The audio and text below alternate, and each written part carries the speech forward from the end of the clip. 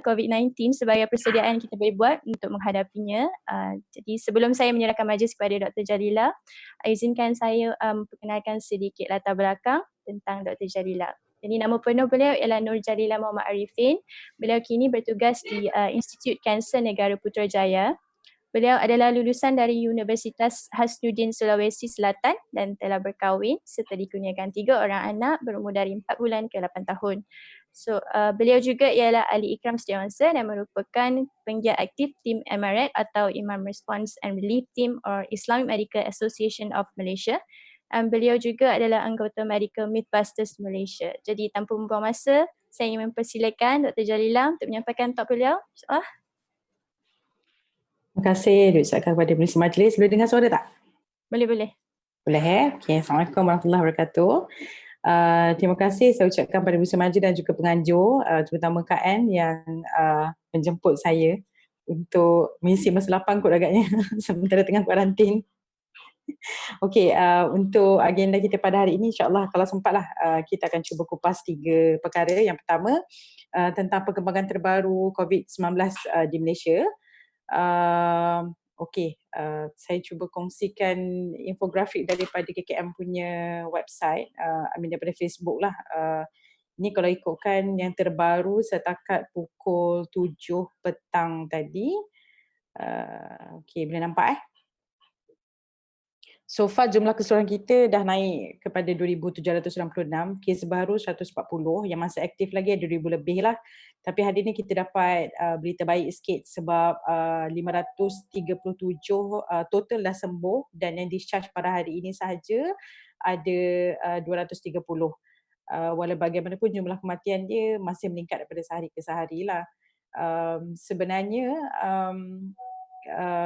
kes baru ni kita tak boleh nak kata dari segi nombor tu makin naik makin turun tau. Sebabnya kita ada di Malaysia ni kita ada kekangan kapasiti untuk memproses sampel untuk COVID-19 ni. Jadi walaupun hari ni 140 and then besok 100 and then lusa tiba-tiba 90, kita tak kata peningkatan kes baru tu menurun. Sebenarnya sebab kekangan untuk kita memproses sampel di makmal ni menyebabkan kita tak dapat real time punya jumlah sebenarnya.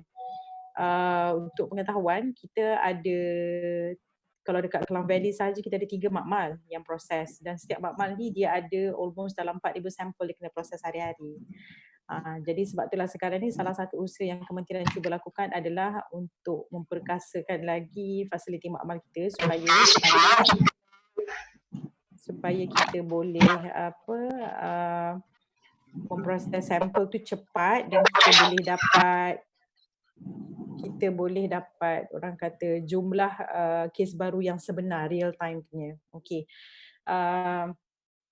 Kemudian baru-baru ni saya ada terbaca tentang katanya akan datang gelombang ketiga. Sebenarnya gelombang ketiga ni dah berlaku pun actually. Cuma kalau ikutkan kes-kes baru ni, kluster daripada tabligh tu sebenarnya dah makin menurun. Contoh katalah kes baru 140 ni, kluster tabligh cuma 40 orang. Lagi 100 tu sebenarnya adalah kluster yang kami masih tak tahu di mana dia berada, siapa dia yang bawa benda tu. Jadi itu adalah salah satu perkembangan yang agak membimbangkan lah sebenarnya. Macam saya sendiri, saya punya kluster ni kluster yang tidak diketahui. Saya punya kawan dapat positif dan dia pun tak tahu dia dapat positif dari mana sebab dia tak pernah ada sejarah pergi travel. Sebab kita doktor kan, kita orang punya travel keluar negara tu dah ada sekat daripada sebulan lepas.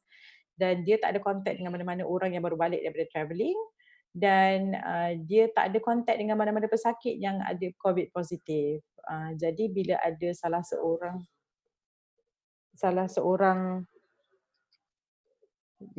seorang rakan sekerja kami terkena dan tempat kerja saya itu pula adalah tempat untuk kita merawat pesakit kanser. Jadi benda tu adalah satu perkara yang agak mengejutkan dan menakutkan lah untuk kami sebenarnya sebab kita kalau boleh kami betul-betul menjaga gawang supaya jangan sampai kes COVID-19 ni terkena pada kami punya pesakit. Sebab pesakit kanser ni kita tahu adalah golongan yang immunocompromised. Dia punya sistem imun badan dia sangat lemah. Jadi kalau diorang terkena COVID-19, mereka berisiko tinggi untuk mendapat komplikasi. Lepas tu hari tu saya ada bacalah, saya tak tahu siapa yang forward tapi banyaklah dekat Facebook katanya nanti akan datang gelombang ketiga, orang yang government servant yang baru balik daripada overseas. Sebenarnya benda tu tak ada. Salah satu sebab kenapa kita buat RMO ni adalah macam government servant, pegawai kerajaan sebelum kita keluar negara kita kena minta izin kan. Jadi kementerian dah ada database tau, macam bulan depan berapa ramai government servant yang akan keluar negeri. Jadi diorang dah nampak pattern tu. Beribu-ribu orang kata penjawat awam yang dah apply untuk pergi overseas dah lulus. Jadi dari situ saja kita dah dapat data akan banyak orang yang pergi ke luar negara pada bulan ni. Jadi itu salah satu sebab kenapa kita buat PKP ni lah, RMO, Restricted Movement Order, sebab kita nak putuskan rantaian orang pergi overseas, nanti bila dia balik nanti dia akan bawa orang kata wabak baru kan. So sebenarnya dari segi gelombang ketiga tu memang dah berlaku dah pun. Jadi sebab itulah salah satu daripada usaha kerajaan untuk menangani kes-kes COVID-19 yang kita memang jangkakan akan terus meningkat daripada sehari ke sehari adalah dengan mempersiapkan pusat kuarantin. Dah banyaklah dekat seluruh Malaysia lah sebenarnya. Setiap negeri memang dah ada dah pusat kuarantin yang kita dah allocate dan kita dah prepare untuk kita orang kata kuarantin ke pesakit-pesakit COVID-19 ni nanti. Sebab pesakit COVID-19 ni bukan semua tergolong dalam orang kritikal. Ada juga yang tak ada simptom tapi dia punya COVID-19 dia positif pula test tu. Pesakit ni mesti kita kena perlu admit juga tapi dia hanya perlu kuarantin sajalah. Tak perlu orang kata close, tak perlu monitoring yang terlalu ketat dekat hospital lah. Saya rasa itu je kot mungkin sikit sebanyak tentang perkembangan COVID-19 di Malaysia. Saya offkan dulu sharing kejap. Okey, untuk rasanya untuk agenda kedua tentang pengalaman mula-mula menjadi doktor merawat pesakit, lepas tu tiba-tiba jadi kuarantin pesakit pula. Tak adalah pesakit pun sebenarnya. Alhamdulillah saya punya test swab saya negatif. So insyaAllah lagi 3 hari sebenarnya dah habis kuarantin lah. Pengalaman menjadi semasa saya menjadi pegawai perubatan yang handle screening untuk pesakit COVID, alhamdulillah masa tu tak jadi apa-apa masalah pula. 2 minggu saya ditempatkan di Hospital Putrajaya untuk membantu bahagian kecemasan masa tu. Waktu tu kita ada kluster-kluster tabligh lah yang dipanggil untuk buat screening di seluruh hospital kerajaan di seluruh Malaysia. Alhamdulillah tak ada masalah, tapi bila selepas habis 2 minggu saya berada di Putrajaya, saya balik semula bekerja di Institut Kasih Negara, kat situ pula tersangkutnya. Macam saya cakap tadilah, ada salah seorang daripada rakan sejawat saya, dia dapati positif COVID. Jadi orang-orang yang kita consider sebagai close contact, maknanya yang bekerja rapat lah, lebih daripada 15 minit dalam satu waktu dan berada kurang daripada 1 meter jarak, itu adalah orang-orang yang kita consider sebagai close contact. Jadi orang-orang ini adalah orang-orang yang kita kena screen dengan pemeriksaan ujian COVID-19 nak tengok takut ada yang positif kan antara close contact dia. Memang berbeza sebab selama ni kita menjadi doktor yang merawat pesakit, tapi bila kita sendiri menjadi pesakit kita akan nampak satu perspektif baru. Saya, untuk orang yang kenal dengan saya lah, saya consider diri saya mempunyai threshold yang sangat tinggi untuk depress sebenarnya. Maksudnya susahlah nak depress. Tapi untuk orang yang ada threshold tinggi macam saya ni pun, bila saya dapat panggilan telefon hari tu hari Ahad masa tu, daripada kawan kat hospital lah, bagi tahu kata one of our friends positif COVID-19. Of course saya bila dengar tu saya tahu saya mesti salah seorang close contact yang kena kuarantin sebab kita memang bekerja sama-sama dengan dia. Waktu tu memang rasa tak boleh nak fikir, terdiam. Sebenarnya bila kita bekerja sebagai doktor kita tahu risiko tu memang ada sebab kita tengok patient hari-hari kan. Tapi bila akhirnya terkena pada diri sendiri, walau macam mana kita bersedia pun dia tetap akan menjadi satu benda yang susah untuk kita terima pada asalnya. Tambah-tambah mungkin untuk saya sebagai seorang ibu sebab saya ada anak kecil kan. Memang terdiamlah sekejap, tergamam. Kemudian masa tu suami saya on the way nak balik. Suami saya bekerja di airport, jadi dia pun consider frontliner jugalah sebenarnya. 2 hari kerja, 2 hari balik, 2 hari kerja kan, dan bila benda dia berlaku dia punya shift dia lagi panjang sebab dia orang kena buat screening penumpang yang datang masuk dalam Malaysia. Dia baru on the way nak balik, saya telefon, saya kata saya kena kuarantin, balik saya nak kemas barang anak-anak, saya kata balik nanti ambil diorang bawa balik rumah mak lah, saya kata. Lepas tu suami saya marah. Dia marah, lepas tu kita orang bergaduh. Saya pun tak ingat kenapa kita orang bergaduh, tapi lepas tu saya menangislah seorang-seorang. Sebenarnya sebab kami berdua ni stres actually. Kita dah penat bekerja, dan saya faham suami saya tu mungkin dia marah pun kadang dia tak sengaja. Jadi bila dia balik rumah tu, dia ambil anak-anak, dia kemaskan barang semua, dia bawa masuk dalam kereta, sampai dekat lift, kemudian tiba-tiba suami saya menangis. Dia menangis dan dia minta maaf. Dia minta maaf, dia kata, yelah saya pun faham, sebab bila kita berdua bersama-sama bekerja frontliners, benda ni memberikan banyak kesan sampingan dari segi psikologi juga dan fizikal kami berdua lah sebenarnya, sebab masing-masing penat, dah 2 hari tak berjumpa, lepas tu tiba-tiba kena kuarantin pula dan keadaan tak bersedia kan.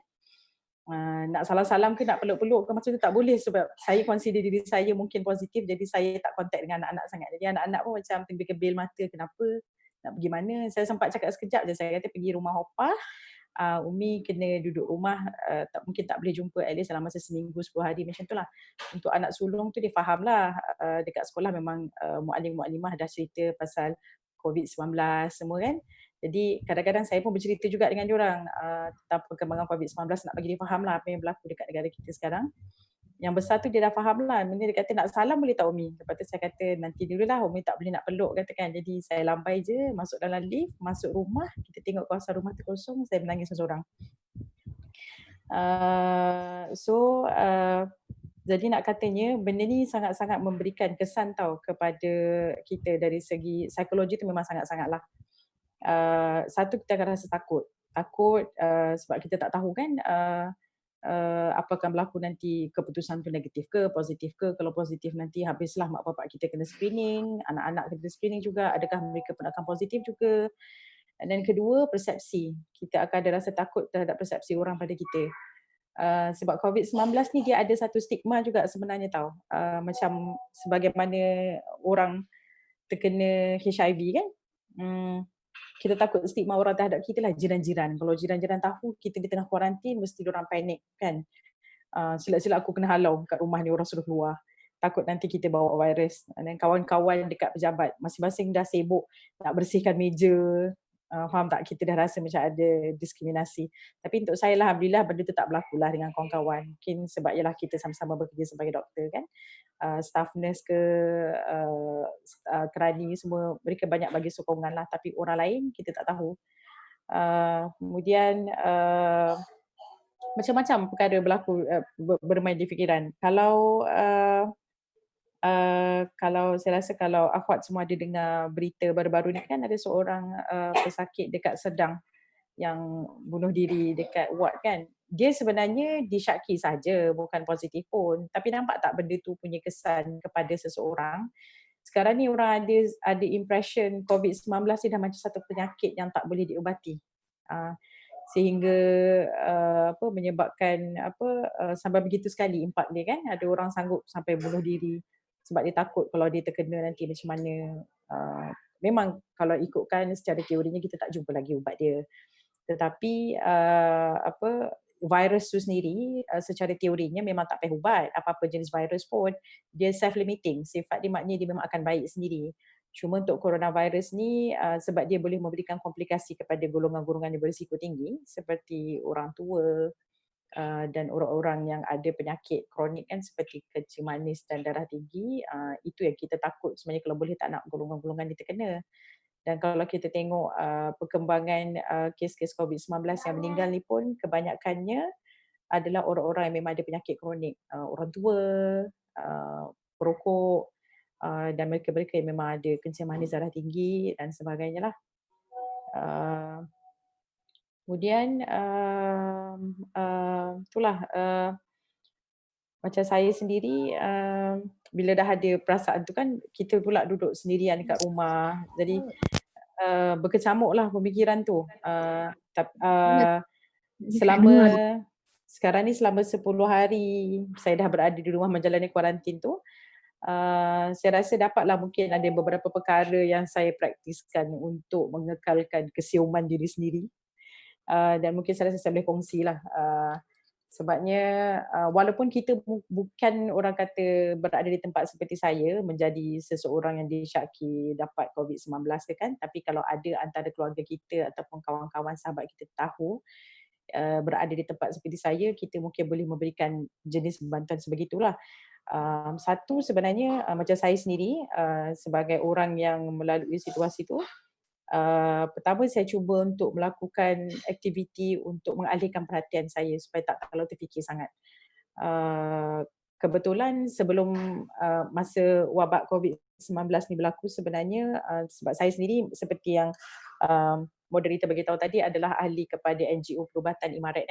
Kami bila dapat tahu ada wabak COVID-19, kita memang melaksanakan, kita activate lah untuk buat dana tabung COVID sebab kita dapat tahu kawan-kawan di lapangan dan banyak ada kekangan dari segi peralatan, banyak yang tak cukup. Walaupun peralatan cukup pun waktu tu kita tahu nanti akan ada sampai satu masa yang dia dah habis dan kena tambah balik. Jadi kita kata okey, untuk relaksasi diri juga. Dari segi bau tu mungkin boleh pasang aromaterapi dan dari segi pendengaran tu pasang muzik-muzik yang kita suka, dan penglihatan pula kita boleh melakukan Kenapa tak aktiviti-aktiviti dengar? yang kita Nah, yang aktiviti-aktiviti yang kita sukalah seperti membaca. Kemudian yang ketiga adalah cuba untuk menetapkan matlamat. Sebenarnya tak perlu menjadi pesakit di kuarantin pun. Saya rasa akhwat sendiri yang sekarang ni sedang berada di rumah, yang sedang melalui restricted movement order macam saya, sebab saya kerja, jadi bila kita ada lockdown ni saya tak rasa sangat sebab saya masih keluar kan. Tapi untuk akhwat yang memang sekarang sedang berada di rumah dan tak buat apa-apa tu, uh, kita cuba untuk menetapkan matlamat pada waktu-waktu sekarang ni. Saya hari itu saya tengok ada satu video daripada program Good Morning America, ada seorang doktor daripada China ni, dia hantar surat kepada program tu. Saya suka kata-kata dia, dia cakap, dia kata sebenarnya banyak hikmah yang kita boleh ambil lah. Kita reflect balik daripada peristiwa restriction movement order ni kan. Waktu-waktu kita berada di rumah ni, ini adalah waktu-waktu yang tak akan datang balik tau. Macam saya sebagai doktor, patient kadang-kadang datang minta MC, tak adalah sakit sangat pun tapi saya guna MC. Sekarang government dah bagi cuti sampai 4 minggu. So enjoy lah waktu cuti ni. Masa tak sakit minta MC. Nak MC, sekarang ni kita dah bagi cuti duduk kat rumah, sibuk nak keluar pula. Jadi kita cuba gunakan waktu-waktu yang ada ni untuk waktu-waktu terluang ni yang mungkin kita tak tahu bila lagi akan datang balik lah sebenarnya, waktu-waktu untuk cuti ni kan. Sebab kita sekarang hidup dalam dunia yang sangat cepat, sangat laju, dan kadang-kadang kelajuan tu menyebabkan kita banyak lupa tentang beberapa perkara-perkara orang kata simple-simple, perkara-perkara sederhana yang sebelum ni boleh memberikan kita kebahagiaan kan, yang tak semestinya RM1. Jadi waktu-waktu yang ada ni cuba kita gunakan untuk refleksi diri kita balik, relaxation, cuba merenungkan balik mungkin apa-apa perkara yang boleh kita lakukan untuk memperbaiki dan memperkayakan lagi hidup kita sendiri. Bagi orang-orang yang suka menulis kan, mungkin waktu-waktu 4 minggu RMO ni boleh digunakan untuk menulis satu buku ke, sebab banyak masa lapang kan. Kemudian macam kita yang ada anak-anak, inilah masa untuk kita membeli jiwa anak-anak lah. Selama ni kan kita sibuk bekerja kan. Masa-masa ni macam saya kata, kita tak tahu bila lagi akan datang. Jadi kita gunakanlah waktu ni dengan sebaiknya lah. Okey, itu yang ketiga. Dan yang keempat yang saya cuba lakukan lah selama saya di rumah adalah, selain daripada melakukan aktiviti-aktiviti di atas, media. Sebab sekarang kita dah banyak sangat masa lapang. Media, of course, dalam dunia teknologi sekarang, banyak orang akan banyak meluangkan masa dengan media sosial. Boleh, tak ada masalah, tapi kena ada limitasi. Sebab satu, media sosial yang terlalu banyak pun tak bagus juga. Kerana pada waktu tu sekarang ni banyak cerita-cerita fake news, cerita-cerita palsu yang disebarkan pada orang, dan banyak juga perkara-perkara negatif yang berlaku di sekitar media sosial. Jadi untuk menjaga orang kata kesihatan mental kita, kena hadkan dan betul-betul pilih lah kat media sosial tu apa yang kita nak baca. Terlalu banyak pun tak bagus juga sebenarnya, bersederhanalah. Pilih-pilih dan make sure apa-apa benda yang kita nak kongsikan kepada masyarakat tu mesti adalah cerita-cerita yang betul, tepat, sahih dan benar, bukan fake news. Macam saya sendiri sebagai doktor, dekat dalam WhatsApp group kan kita ada banyak WhatsApp group family kan. Family kita lah, sepupu lah, kawan-kawan, ipar. Bila tengok orang duk sharing-sharing benda-benda tak betul tu geram je rasa. Tapi kadang-kadang macam jadi malas. Salah satu sebab kenapa saya menjadi anggota Medical Mythbuster Malaysia dan kenapa Medical Mythbuster Malaysia terbentuk, salah satu NGO yang saya aktif juga, adalah kerana kami lihat terlalu banyak fake news yang berada di media sosial, terutama dari segi ilmu perubatan. Jadi sebab tu kami merasakan adanya keperluan untuk kami hadir dan datang dan memberitahu kepada masyarakat apa yang betul, apa yang tak betul. Okay? Itu satu. Sebab media sosial ni dia macam pisau tau. Dia adalah kalau kita pakai untuk perkara yang baik macam pisau, kita pakai untuk perkara bermanfaat seperti memasak. Benda tu baguslah. Tapi pisau tu pun boleh dijadikan sebagai senjata untuk membunuh orang. Saya selalu mengingatkan pada kawan-kawan, media sosial tu macam pisau. Kena tahu kegunaan dia apa. Jadi tak bagusnya bila dia menjadi medan untuk kita menyebarkan orang kata fake news, cyberbullying lah. Tapi dia juga boleh dijadikan medan dan platform yang bagus untuk kita manfaatkan seperti menyebarkan ilmu pengetahuan. Dan satu lagi, dalam keadaan kita kena perintah berkurung ni, kita agak beruntung juga sebab dengan teknologi yang ada, kita tak adalah orang kata terasing sangat daripada dunia luar sebenarnya. Sebab kita ada internet, kita masih boleh video call dengan sahabat, dengan keluarga. Macam sekarang walaupun masing-masing tengah berkurung di rumah, kita manage untuk buat satu talk sebab kita ada platform Zoom kat sini kan. So kena pandai-pandailah orang kata mempergunakan platform yang ada tu dengan sebaiknya. Dan yang terakhir sekali saya rasa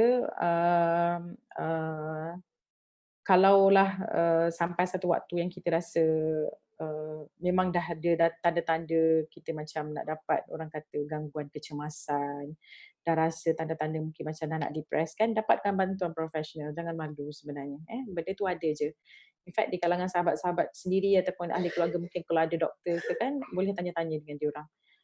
Macam saya sendiri sebagai orang yang terkena kuarantin, alhamdulillah macam saya cakap tadi lah, saya consider diri saya sebagai orang yang susah nak depres. Tapi bila benda ni terkena dekat saya pun, saya terasa dia punya bebanan psikologi sangat berat sebenarnya. Apalagi pada orang-orang yang mungkin yang senang untuk orang kata dapat tekanan perasaan dan tekanan jiwa kan. Jadi communicate dengan orang dan kita sendiri mungkin sebagai ahli keluarga ataupun sahabat-sahabat yang ada orang sekeliling kita yang mungkin terkena situasi seperti saya, selalu bertanya khabar. Telefon, video call, berikan semangat walaupun kita tak boleh berjumpa, nak hantar makanan pun boleh, tak ada masalah. Pastilah dekat depan pintu kan. Sebab kita belum positif, baru suspek je. And then in fact kalau kita ada ahli keluarga yang kena kuarantin dan kita rasa tak boleh nak biarkan dia duduk seorang, takut nanti orang kata akan ada gangguan jiwa ke macam mana kan, tak ada masalah. Boleh ada penjaga sebenarnya. Yang penting bila kat rumah tu maintain social distancing. Lebih daripada 1 meter and then biarkan dia dekat bilik, nak bagi makan, biar dia makan dekat bilik, pakaian dia dengan alat-alat makanan semua tu asingkan, itu saja sampai dia punya result keluar, negatif ataupun positif. Jadi tak semestinya dia kena berkurung seorang-seorang lah. Macam saya, sebab saya kebetulan ada kemudahan kan mak ayah duduk dekat, jadi bolehlah saya hantarkan dia orang duduk dengan mak ayah. Tapi kalau untuk orang-orang yang memang tak ada tempat nak letak anak dia, kena kuarantin sementara tunggu result tu dekat rumah saja, boleh, tak ada masalah.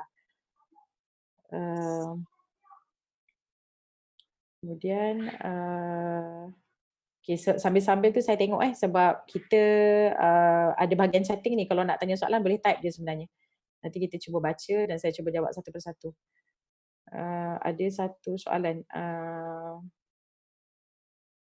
Orang yang berumur 50 tahun ke atas memang high risk sebab ibu bapa saya berumur dan kami adik-beradik seperti agak takut juga kalau habis balik dari rumah, keluar rumah, bagaimana nak kurangkan perasaan psycho. Okey, memang.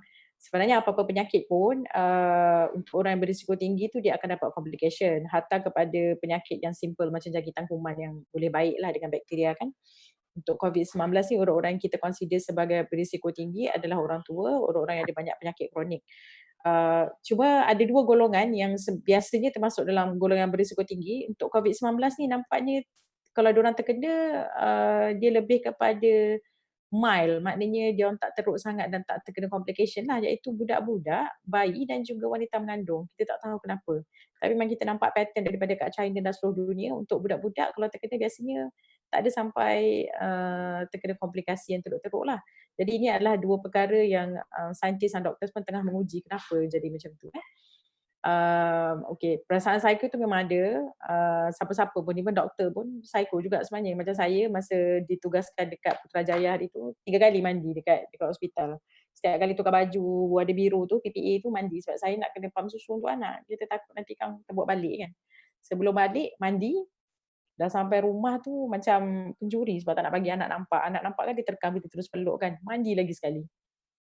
Tapi okey, pokoknya dekat rumah pun dalam keadaan perintah berkurun ni cuci tangan, itu paling penting. Cuci tangan dan sepatutnya bagus walaupun dalam satu rumah kita kena maintain social distancing juga sebenarnya, kena maintain supaya jangan rapat sangatlah. Kalau ada siapa-siapa yang tak sihat dekat rumah tu, biar dia isolate diri dia sendiri dekat bilik tu, jangan dekat sangat, dan kalau boleh peralatan makan dia semua tu kita asingkanlah, biar dia pakai sendiri sampai dia sihat. Keluar macam ketua keluarga keluar rumah, cuci tangan, balik rumah pun sama cuci tangan, nak mandi mandilah, tukar baju, lepas tu berehatlah macam biasa dengan keluarga kat rumah. Pokoknya arahan yang dikeluarkan daripada kerajaan tentang restricted movement order, seorang saja keluar ni harap dipatuhilah, sebab itu salah satu cara untuk kita putuskan rantaian jangkitan ni, dan benda tu memang dah terbukti. Okey, pertanyaan kedua, adakah semua doktor memang terlibat dengan frontliners? Okey, dari segi perubatan sendiri, kalau frontliners ni didefinisikan sebagai orang-orang yang memang terlibat secara langsung dengan COVID-19, bukan semua. Macam saya punya hospital, Institut Kanser Negara, kita tak terlibat dengan saringan pesakit COVID-19 sebab kita ada pesakit kita sendiri kita kena jaga. Okey. Walaupun hospital ada sebahagian hospital dan juga klinik kesihatan tidak terlibat dengan COVID-19 punya penanganan, tetapi mereka-mereka ini jugalah antara orang yang tak kurang sibuknya, kerana sekarang ni kes-kes biasa yang bukan kes COVID-19 akan dihantar kepada mereka. Jadi kita kena ingat dekat dunia ni bukan penyakit COVID-19 je. Denggi masih ada, orang sakit jantung masih ada, orang sakit kencing manis dan juga darah tinggi masih ada. Jadi orang-orang ni pun masih perlukan rawatan. Tapi saya suka untuk mengingatkan sebenarnya bukan kami frontliners. Bukan polis, bukan bomba, bukan doktor. Kami ni sebenarnya adalah last liner, last line, orang yang terakhir sekali. Frontliners adalah anda semua, ahli masyarakat, ahli komuniti. Sebabnya kalau kita semua sebagai ahli masyarakat dan komuniti berjaya untuk menghalang rantaian jangkitan COVID-19 ni, bermakna berjayalah kita. Tapi kalau anda semua dah pergi kepada kami, ni dah yang benteng terakhir sebenarnya, itu tak bagus. Okay, soalan lagi, betulkah ada pesakit COVID-19 yang terjangkit bukan sebab daripada faktor pernah ada kontak dengan COVID-19, pernah travel dan bukan dari golongan imunokompromis? Saya tak berapa faham. Okey. Okey, dia macam ni. Semua jangkitan kuman tu mesti ada punca lah. Cuma sekarang ni punca yang kita dapat tu adalah orang yang balik daripada travel dan orang yang memang ada kontak langsung dengan pesakit ni. Tapi kalau macam kawan saya sendiri kan, yang tak pernah ada history travel, tak pernah ada history kontak dengan positive patient tapi dia dapat, dia mesti ada punca lah. Cumanya kita tak jumpa pesakit zero tu siapa orang punca dia tu. Itu yang kita takutkan sekarang dan itu juga yang berlaku. Sebab macam saya kata tadi, 140 daripada kes positif hari ni, bukan semua daripada kluster tabligh. Kalau 30 kluster tabligh, lagi 110 tu kami tak tahu dari mana. Masalah sekarang ni macam saya kata, yang kami hadapi di hospital orang menipu. Benda ni tak akan datang tiba-tiba tau, dia mesti ada punca.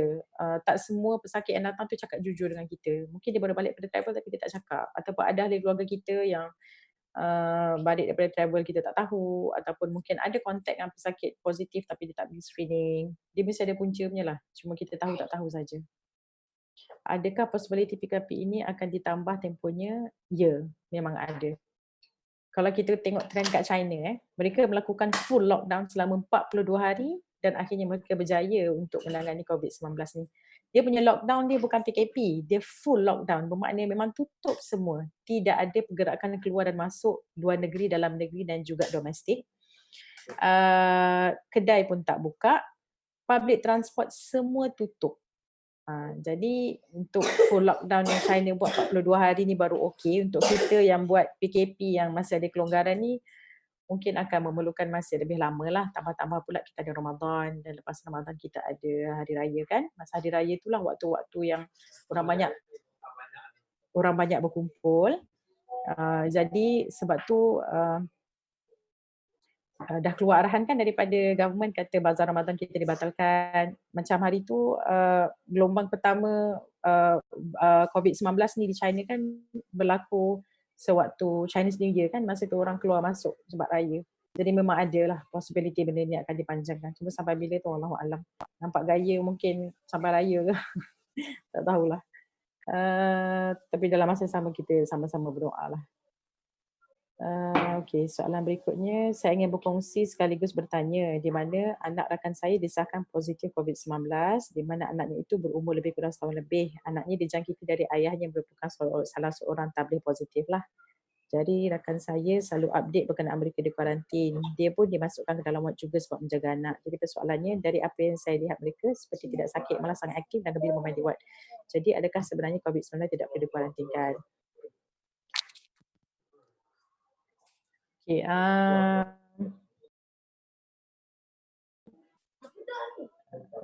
okay.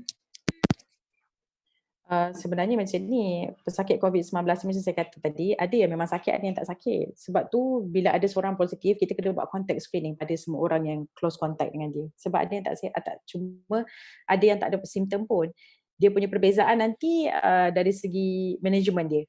Yang ada simptom, kita akan masukkan kat ward, buat close monitoring. Yang tak ada simptom, boleh letak dekat, boleh kita kuarantin biasa sahajalah and monitor. Jadi memang adalah dua-dua, maknanya walaupun dia tak ada simptom, kita masih kena masukkan dekat ward sebab kita nak putuskan rantaian jangkitan kuman tu. Itu yang kami takutkan sekarang ni. Sebabnya pesakit COVID-19 ni tak semestinya ada simptom, ada juga yang tak ada. Jadi macam sekarang kita, macam mana kami diagnose pesakit ni, kita ada macam guideline tau, ada orang kata apa bahasa Melayu guideline ni, macam tata cara lah. Tata cara tu daripada mula-mula COVID-19 ni ada sampai sekarang, dah 4 kali kita revise, 4 kali kita ubah. Sebab dia punya virus tu sentiasa bertukar-tukar dia punya karakter dia. Mula-mula kita orang screen orang yang baru balik daripada China saja. China pun specifically pada Wuhan saja. Lepas tu kita tukar China, Korea, Japan. Lepas tu kita tukar lagi, tambah Iran. Dah sekarang ni dah tak kira, balik pada overseas je semua kita akan screen. Kalau ada simptom lah. Okay, ada satu lagi soalan. Betul ke di China selepas diumumkan bebas COVID-19 tak lama selepas tu ada kes positif lagi? Macam mana kita nak tahu Malaysia betul-betul bebas daripada COVID-19? Okey, untuk China ni satu lagi masalah dia adalah mereka sangat tertutup dengan dunia luar. Jadi apa yang diberitahu, apa yang direport, apa yang dilaporkan kepada WHO itu sahajalah kita tahu. Benda-benda lain tu kita tak pasti. Tapi untuk sekarang ni, untuk orang kata perkembangan sekarang, sebenarnya China memang ada lah kes dia, tapi tak banyak pun, setakat 1-2 kes sahaja. Untuk itu kita memang consider mereka dah berjaya lah, orang kata membendung wabak COVID-19 ni. Kayu ukur dia kita tengok daripada kes-kes baru lah, kes-kes baru dan juga berapa banyak yang recover. Sampai kepada hari yang kita dapat mendiagnosa mungkin kes baru sebanyak 1-2 ataupun 10-20, memang ada peningkatan daripada graf kes baru tu, masa itulah kita akan kata kita telah berjaya membendung COVID-19 ni. Okay, right. Cuma ada satu perkara lah yang saya belajar daripada wabak COVID-19 ni kan. Yang pertama, siapa ada Netflix nanti boleh tengok dokumentari pasal Bill Gates. Bill Gates ni ada salah satu episod daripada dokumentari dia tu, dia bagi, dia buat talk, dia bagi conference, dia bercakap pada satu conference besar, seminar lah. Dia kata conference itu tahun 2017-2016, that was about 3 tahun dulu. Dia kata pada akhir pada di masa hadapan nanti, dia kata perkara-perkara yang akan memusnahkan tamadun manusia dan boleh memusnahkan manusia itu sendiri adalah bukan peperangan dan bukan senjata, tetapi penyakit. Dan dia dan perkembangan dia sangat mengerikan kerana penyakit ni berpunca daripada organisma yang sangat kecil dan yang tak nampak pun dengan mata kasar tapi berjaya untuk membunuh kita manusia. Dan benda ni tak banyak orang sedar dan kita tidak ada persiapan. Sehingga pada akhirnya kalau berlaku satu wabak penyakit yang sangat besar, kita akan ada masalah besar sebab kita tak prepare dan kita akan nampak banyak kematian seperti apa yang berlaku sekarang. Kan? Memang kalau kita tengok sejarah perkembangan penyakit, banyaklah wabak-wabak yang berlaku sebelum ni, tapi yang COVID-19 ni dia agak orang kata mengerikan sikit sebab dia sangat cepat dan dia punya evolusi tu pun berlaku dengan agak cepat dan banyak benda lah kita tak tahu pasal benda ni. Tapi kita percaya kita akan berjaya membendung dia lah, cuma nak tunggu sampai waktu kita berjaya tu yang agak susah. Itu yang pertamalah. Dan yang keduanya, ni orang kata antara ibrah lah yang saya dapat daripada COVID-19 ni yang boleh saya kongsi. Keduanya adalah macam saya sendiri di hospital, peralatan hospital yang kami pakai tu bukan nak kata membazir lah, tapi mungkin kadang-kadang kita pun terlepas pandang kan resources yang kita pakai sebab benda tu ada. Kita tak akan pernah jangka pada satu hari akan datang hari yang kami kehabisan penutup muka. Kami tak pernah berjangka pada satu hari akan datang hari yang kami kehabisan PPE dan kami kehabisan resources lain lah. Jadi bila perkara ni berlaku kan lepas ni mungkin pengajaran kita boleh orang kata menggunakan sumber-sumber yang kita ada itu dengan sebaik mungkin lah tanpa pembaziran. Kita memang tak pernah sangka benda ni akan berlaku. Dulu yalah pakai macam tu je kan. Sekarang ni sampai kena mengemis.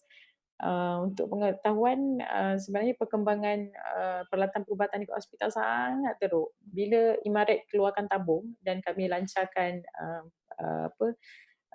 kami buat penilaian daripada hospital ke hospital, kita kontak pejabat daerah, kita kontak Jabatan Kesihatan Negeri, kita kontak hospital. Memang teruk lah kalau kita tengok perkembangan orang kata satu ialah mungkin kita tak bersedia kan. Cumanya Malaysia sebenarnya cara kita handle COVID-19 sangat bagus compare dengan negara lain. In fact, Amerika dengan China pun sangat orang kata memuji lah cara kita handle wabak ni. Memang kita pun tak sangka lah kita sampai terpaksa ngemis mencari supplier kan untuk beli barang-barang perubatan. Okey, ada satu soalan lagi. Bagi pesakit yang dah pulih dari COVID-19, adakah berpotensi bagi untuk dijangkiti semula? Bagaimana dengan proses menemukan vaksin? Okey, itu soalan pertama. Bagi pesakit yang dah pulih, berpotensi ada je sebenarnya. Selagi COVID-19 masih ada je risiko untuk kita terkena balik. COVID-19 ni sama je macam influenza. Influenza tu kan tidak jadi penyakit sepanjang tahun kan. Every year 2-3 kali kita kena, 4-5-6 kali. Cuma so far dekat Malaysia kita tak ada jumpa lagi lah kes-kes recurrent ni. Jadi susah juga saya nak bagi komen bila tak ada kes ni kita tak ada study. Kita tak ada evidence. Yang kedua, bagaimana dengan proses menemukan vaksin? Ya, memang sesungguhnya sekarang ni bukan setakat vaksin lah, ubat kepada COVID-19 pun masih dicari dan kita tak jumpa lagi. So far dekat hospital, kita bagi ubat-ubat antiviral tapi semua tu masih pada tahap eksperimental lah. Maknanya bukanlah kita nak kata kita orang bagi, memang 100% kita garanti dia akan baik. Tak. Kita bagi dan kita tengok perkembangan tubuh badan kan, tengok dia dari segi orang kata tengok pesakit daripada segi keseluruhan lah, ada efek yang bagus ke tidak. Sampai sekarang memang tak ada ubat yang berani siapa-siapa nak bagi garanti kata kami bagi, maknanya 100% akan sembuhkan COVID-19 belum ada lagi lah.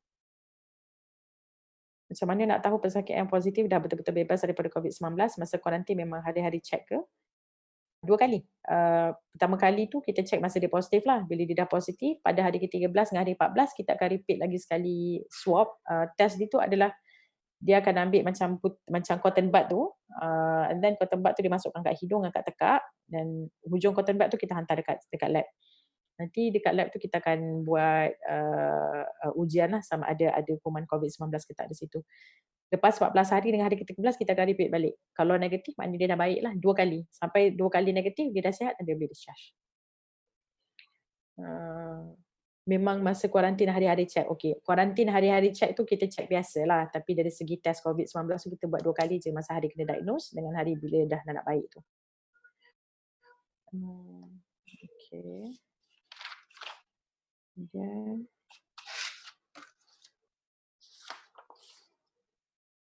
okey, satu lagi perkara yang saya nak kongsi, saya rasa,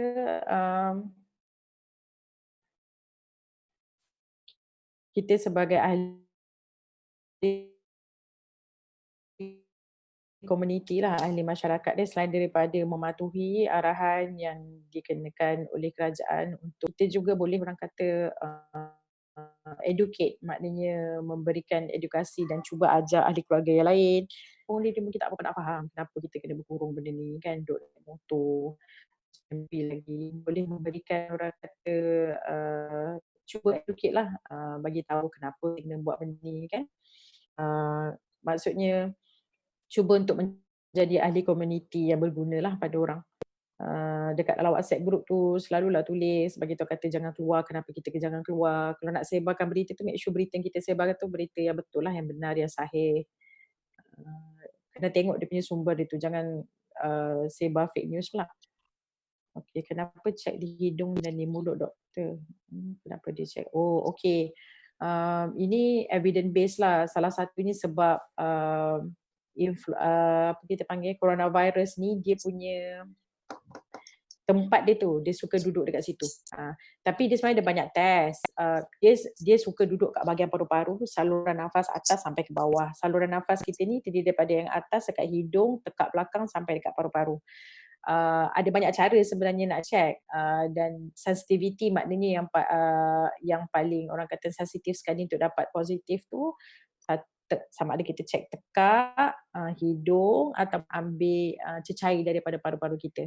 Tapi kawasan-kawasan tu lah, sebab dia adalah virus yang memang menjangkiti kawasan saluran nafas. Jadi semua struktur dekat saluran nafas tu kita boleh ambil untuk test. Kalau yang dekat, yang senangnya dekat hidung dengan mulut tu lah, sebab kita boleh buat swab. Tapi bila dia masuk ward, kita kadang-kadang untuk patient yang dekat ICU tu, cara kita orang hantar test tu, kita ambil cecair daripada paru-paru dia, kita sedut. Masalahnya rakyat Malaysia tak mendengar arahan kerajaan. Itu biasa, memang ada. Tapi sebenarnya better. Okay, saya tak nak komen, yelah benda dah jadi, biarlah. Kan? Memang sebenarnya RMO ni, Restricted Movement Order ni, daripada kami, negara kita pun ada banyak pergolakan politik masa tu, dengan kita tak ada Perdana Menterinya, tak ada menteri, tak ada orang nak bagi arahan masa tu.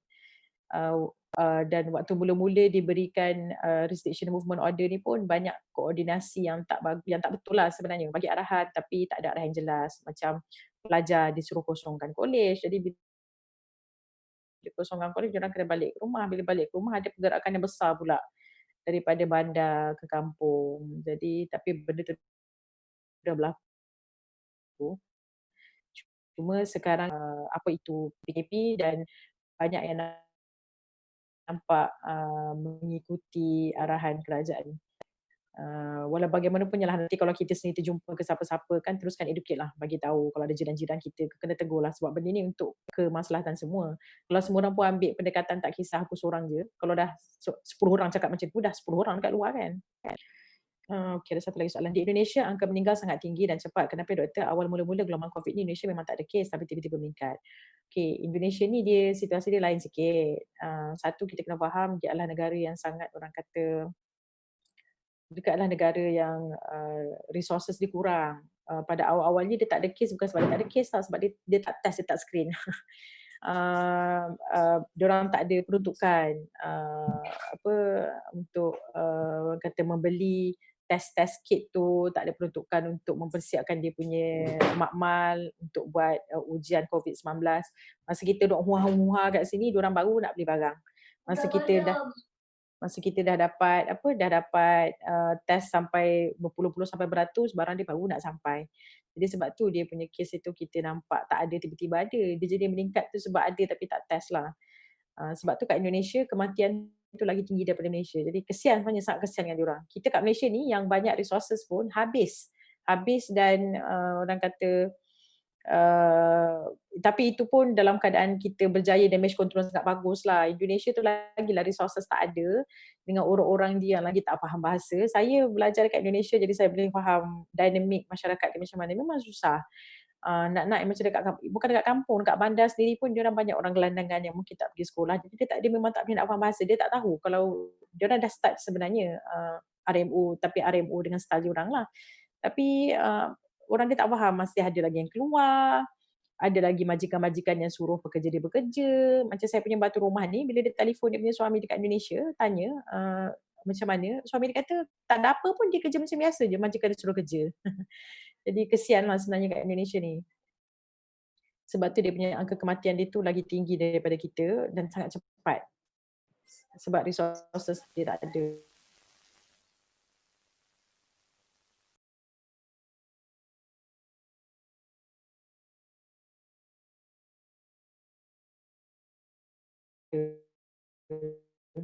Yang kedua dia jadi positif.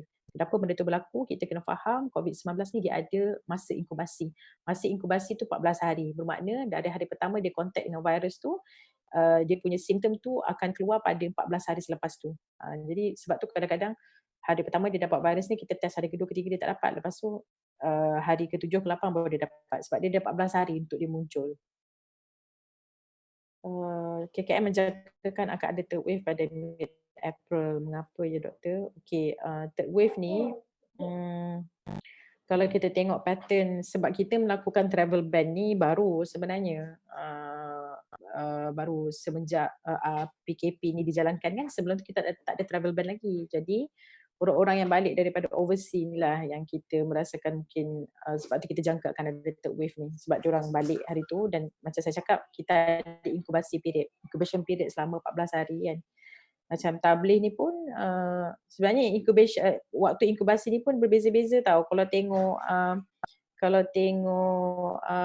WHO punya study, ada yang kata 28 hari, ada yang kata 14 hari. Jadi macam kes tabligh ni pun kita dah ubahlah kepada 28 hari.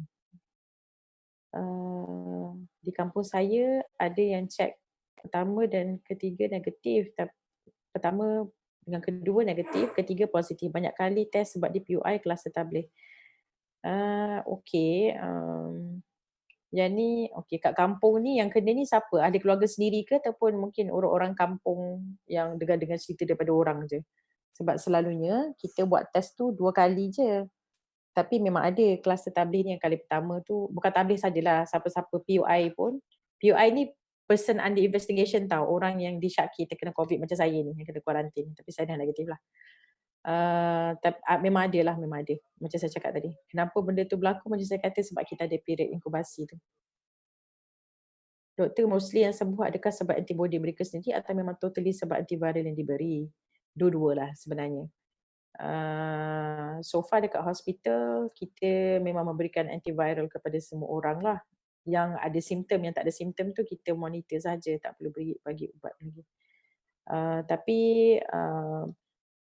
saya susah nak komen soalan ni sebab saya kata macam COVID-19 ni banyak benda kita tak tahu dan kita tak pasti. Antiviral tu pun kita bagi saja sebab ini berdasarkan kepada bukti-bukti yang kita dapat daripada kes-kes yang dah berlaku di seluruh dunia kan, doktor dia bagi antiviral ni dan bila kita bagi kita nampak ada efek yang bagus, pesakit sembuh. Jadi dia sembuh secara teorinya. Sebenarnya virus ni adalah penyakit, apa-apa jenis virus pun macam saya kata tadi dia self-limiting, maknanya memang dia akan baik sendiri sebenarnya tanpa antivirus pun. Tapi sebab COVID-19 adalah virus yang baru, jadi kita tak nak take the chance, kita bagi juga antiviral tu.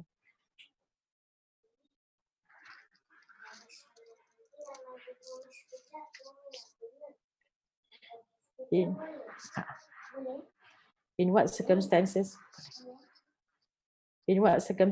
for Malaysia, if relevant, looking at the trend now, that the government will need to declare full lockdown? Adakah tak perlu atau takkan full lockdown?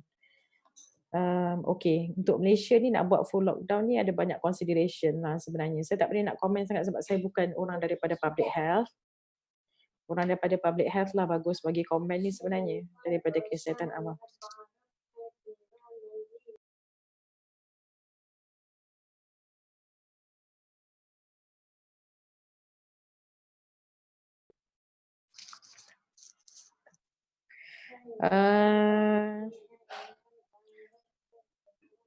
Kena tengok pada trend penyakit jugalah sebenarnya. Tapi sama ada akan lockdown full ataupun tidak tergantung kepada trend kes baru. Cuma yang pastinya kalau tengok pada keadaan sekarang mungkin PKP tu akan dipanjangkan lah. Saya tak rasa, ini pendapat saya sendiri sebagai peribadi lah. Sebagai doktor, rasanya lagi 2 minggu tu mungkin tak cukup.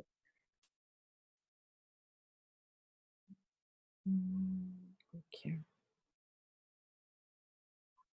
Okay, sementara tak ada soalan ni, saya just nak tambahkan ada beberapa perkara jugalah.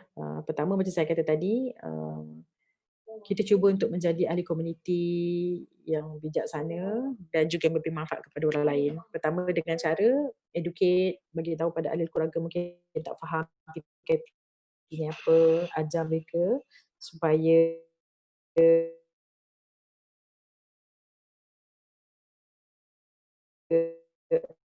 ikut perkara dapat akhir. Tolong jangan sebarkan fake news. Itu tak bagus sebab akan menimbulkan panik yang tak tentu pasal. Dan kemudian yang ketiga, tolong jadi ahli komuniti yang tanggungjawab. Bila kita tak sihat, pergi dapat rawatan dekat hospital, cakap yang benar, cakap yang betul. Jangan tipu. Sekarang ni, kalau macam doktor kat hospital tu, kita tak larat nak marah orang dah. Kena bagi tahu, kalau kita tipu lagi doktor akan marah. Sebab bila kita menipu sejarah perjalanan kita ke luar negeri ataupun kita menipu, kita ada kontak dengan pesakit positif, benda tu akan banyak memberikan impact bukan pada anda sahaja tapi pada kami sebagai frontliners. Sebabnya bila kita tak cakap, nanti dia akan memberikan efek kepada doktor-doktor lain yang merawat juga. Jadi sebab tu kalau mendapatkan rawatan dan memang ada kontak dengan mana-mana pesakit positif ataupun ada sejarah perjalanan ke luar negeri, tolong bagi tahu, jangan menipu.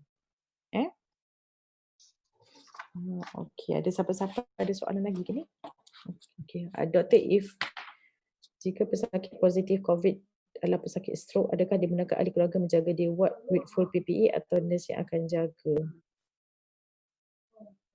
Oh tak, nurse yang jaga. So far dekat hospital, sebab pesakit positif yang COVID ni kita hanya benarkan ibu bapa kepada pesakit kanak-kanak saja yang jaga. Kalau dewasa ni memang kita tak bagi keluarga. Sebab dia kena full isolation. Ward isolasi dia pun kena isolate betul. Kalau ikutkan tandas tak boleh campur.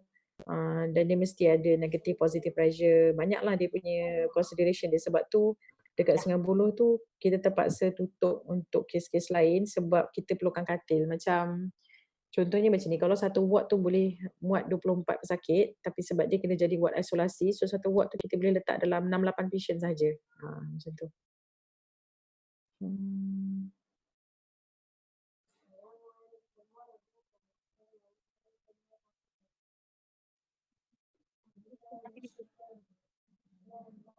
Okey, ada soalan lagi ke? Ke moderator ada soalan ke?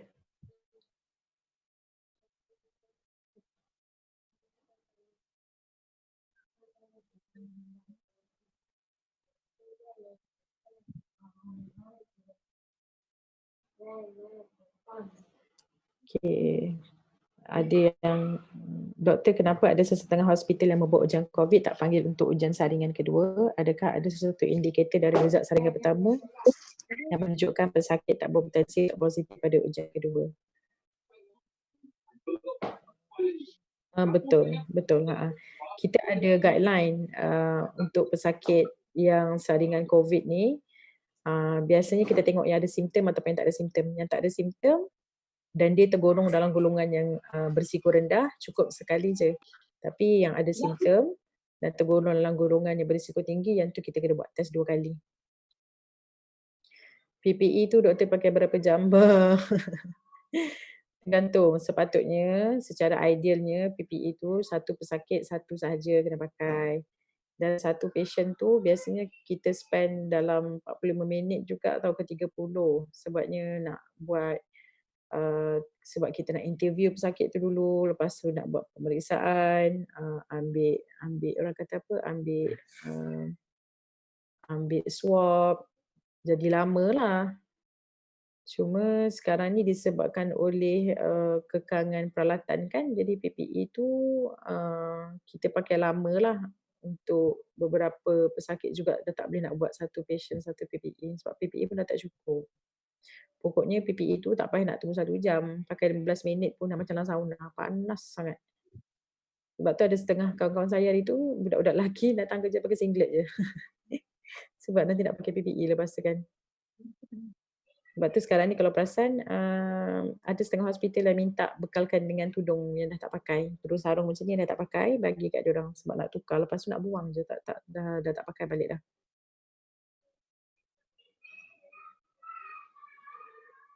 Okay. Moderator ada soalan ke? Saya tak ada soalan. Ada orang ada soalan lain ke? Ada tu ada lagi satu. Ada. Alamak, tak nampak.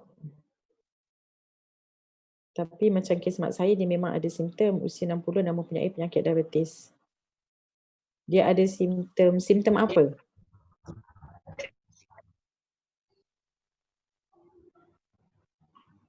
Siapa ni ya? Fatin Suryani. Okey, dia ada sakit tekak. Okey, tapi dia ada sejarah perjalanan pergi overseas atau sejarah kontak dengan orang baru balik dari overseas atau ada kontak dengan orang positif tak?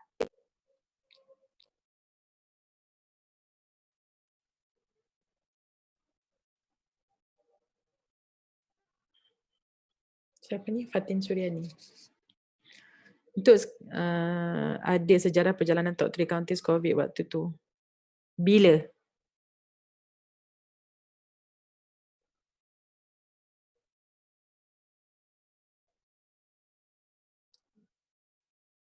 Bila awal Mac dah lama lah, dah lama. Dikira 14 hari. Kalau sakit tekak tu baru jadi sekarang, kita tak consider sebagai orang-orang yang perlu kita saring lah. Kawat, doktor dia kena kuarantin. Tapi dah balik kuarantin belum?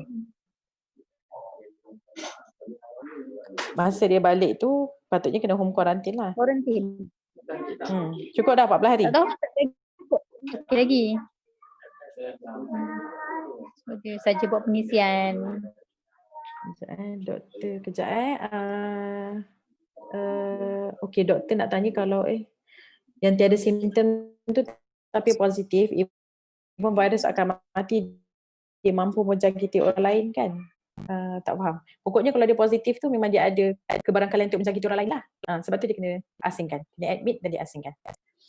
Doktor kalau nak tanya kalau dah ke bumi tu virus masih aktif lagi ke? By right sebenarnya bila kita dah meninggal benda tu tak, bila dia macam nak cakap okey.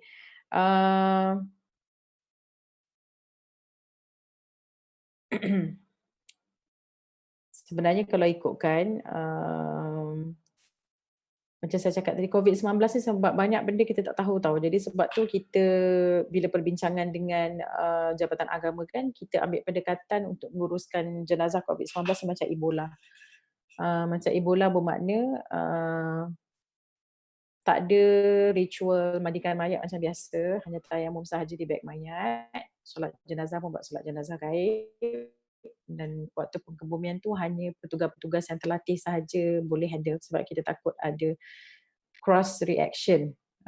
Maksudnya takut terjangkit pula pada orang-orang lain yang menghandle jenazah tu. Sebab tu waktu kita handle jenazah tu kena pakai full PPE juga. Apakah cabarannya doktor tak dapat lupakan sepanjang melahirkan kes ini? Kena kuarantin lah.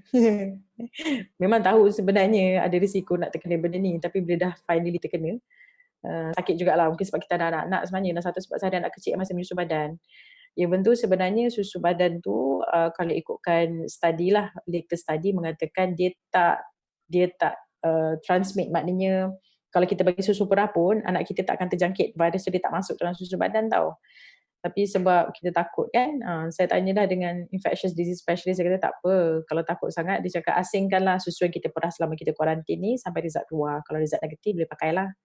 Tapi kalau kata positif, dia kata nak discard lah. Boleh je pakai, yang penting masa kita handle susu tu kena hand hygiene betul-betul, cuci tangan, pakai mask. In fact kalau nak menyusukan anak masa kita positif pun, kalau ikutkan guideline boleh. Cuma masa kita menyusukan anak tu kena pakai mask dan kena cuci tangan betul-betul lah. Lepas dah menyusu tu kena bagi ke orang lain.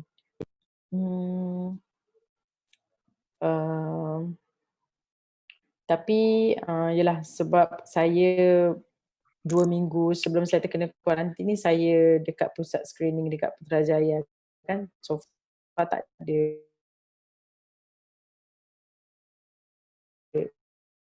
Sebab saya bukan handle patient dekat ward lah. Cuma waktu pertama kali saya baca tentang pengendalian mayat COVID-19 ni, dengan dari jauh orang kan. Jadi kalau PPE tak tukar ketika screening, berkemungkinan kan person yang di-investigate terhadap series sebenarnya negatif. Kalau PPE tak tukar pada screening, person yang di-investigate oh tak, sebabnya PPE tu walaupun tak tukar tapi hand hygiene dia macam ni, lepas ada orang pernah pergi screening tak sebenarnya? Kalau perasan pergi screening, tangan doktor memang kena cuci dengan apa swab, dengan hand rub. Lepas tu kawasan dekat dalam klinik tu pun kita decon, maknanya memang kena cuci dengan alkohol dengan sanitizer semua, cuci sebelum next patient masuk. So far, in fact doktor tu sendiri macam yang hari tu KKM ada keluarkan kenyataan kan, kebanyakan petugas kesihatan yang terkena dengan COVID-19 ni tak ada satu kes pun disebabkan oleh masa mengendalikan pesakit. Selalunya terkena sebab dapat kontak daripada family sendiri ataupun ada family daripada kluster tabligh lah.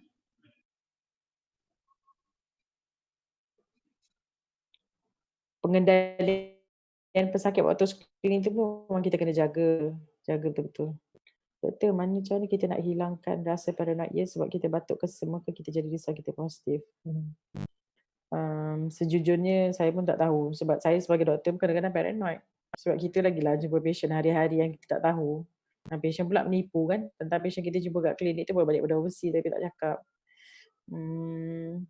Cuma macam saya kata tadilah, mungkin saya boleh tekankan balik apa yang saya buat masa saya kuarantin hari tu dekat rumah. Kena selalu alihkan perhatian. Media sosial tu kalau boleh limitkan, jangan terlalu banyak mengisi masa lapang dengan media sosial pun tak bagus, especially untuk benda-benda negatif. Benda tu yang akan mendatangkan paranoid dan juga kecemasan pada diri sebenarnya. Yang penting hand hygiene, kebersihan diri itu je. Hand hygiene dan bila jumpa dengan doktor nak mendapatkan rawatan, make sure cakap betul-betul, jangan tipu. So maksudnya virus tak ada dalam darah ke cuma di saluran pernafasan, jadi jika kita dah sembuh sahaja kita masih boleh terus demam darah? Boleh, tak ada masalah. Demam darah tak ada masalah kalau kita dah sembuh lah. Sebab dia bukan macam HIV. Cara jangkitan adakah termasuk airborne? Okey, cara jangkitan ni sampai sekarang masih ada argument. Maknanya so far terbukti benda tu droplet. Droplet tu daripada cecair lah, daripada cairan badan. Kalau terkena dekat orang tu boleh terkena balik. Cairan badan tu maksudnya cuma kami dapat ada satu kajian lah baru-baru dilakukan. Kalau di kalangan petugas kesihatan yang memang handle patient, ada bukti yang jangkitan ni boleh merebak melalui airborne. Tapi itu untuk petugas kesihatan sebab mungkin kita direct contact dengan patient lah. Tapi so far dengan public, kalau tengok WHO mereka masih orang kata bermuafakat kalau cara jangkitan ni melalui cecair badan. Okay, soalan lagi ke? Tak ada. Saya rasa insyaAllah kita tutup dulu kot majlis hari ni. Terima kasih banyak doktor kerana meluangkan masa. Semoga Allah berikan kesihatan yang baik untuk doktor, semua participants malam ni. Amin. Semua yang berada di hospital seluruh Malaysia, seluruh dunia, insyaAllah semoga semua berada dalam perlindungan barakallah SWT. InsyaAllah kita tutup dulu majlis. Assalamualaikum. Terima kasih doktor. Sama. Terima kasih semua.